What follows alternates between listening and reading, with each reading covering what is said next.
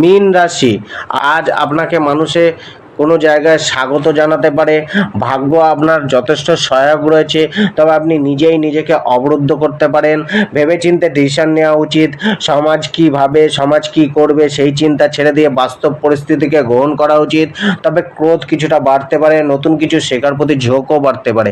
Career ও profession, আজ কর্মক্ষেত্রে সফলতা প্রাপ্তির যোগ আগের থেকে অনেকটাই বাড়তে পারে। এতদিন ধরে যে কাজে আটকে ছিল সেটা আজ সম্পূর্ণ হতে পারে।